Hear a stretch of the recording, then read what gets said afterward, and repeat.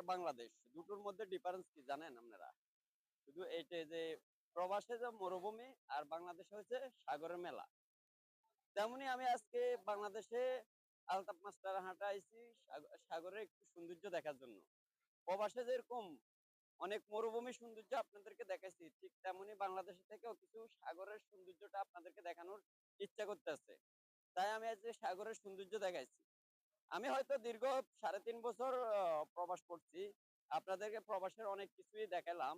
আপনারা হয়তো দেখছেন প্রবাসে কিভাবে জীবনযাপন করে। আর বাংলাদেশের মানুষটা কতটা সুখী হলে দেখেন, তারা এনজয়টা বেশি করে। তারা কর্মের প্রতি অতটা মূল্যায়ন নাই, অতটা নাই। আর প্রবাসী মানুষেরা কতটা কর্মের প্রতি আগ্রহ। তারা প্রতিটা টাইমে কর্ম নিয়ে ব্যস্ত থাকে। তাদের মধ্যে কোনো স্বাদ আল্লাস বা আনন্দ উল্লাস এ ধরনের কিছু থাকে না। তাদের হিসাব হচ্ছে শুধুই দেশে মানুষকে কিভাবে জীবনযাপন সুন্দরভাবে করাতে পারবো ওই ইচ্ছাটাই তাদের সবসময় থাকে। তারা এভাবে প্রবাসে কখনো কোথাও ঘুরতে যায় না। ঘুরতে গেলে মনে করে যদি ঘুরতে যাই আমি আমার ১ মাসের অর্ধেক বেতন চলে যাবে।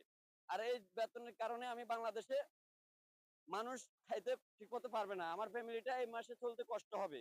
এইজন্য এই শখের জন্যেই বাংলাদেশের মানুষ যারা প্রবাসী থাকে তারা কোথাও ঘুরতে যায় না। কত কষ্ট করে চলে তারা, যারা প্রবাসী আছে তারা বুঝতে পারে।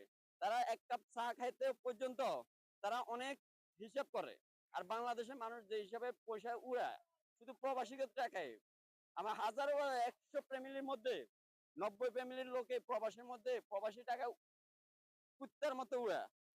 টাকাই মনে করে না। কিন্তু একজন প্রবাসী কত কষ্ট করে টাকা ইনকাম করে, তা প্রবাসে যারা ভিডিও দেখে বা যারা আছে তারা বুঝে। বাংলাদেশের মানুষের কাছে এগুলা কোনো কিছুই না লাগে। যদি প্রবাসীর মূল্যায়নটা বুঝতো বাংলাদেশের মানুষ, তাহলে কখনো এইভাবে টাকা উড়াইতো না, এইভাবে টাকা খরচ করতো না। বিনা কারণে হাজার টাকা খরচ করে ফেলা।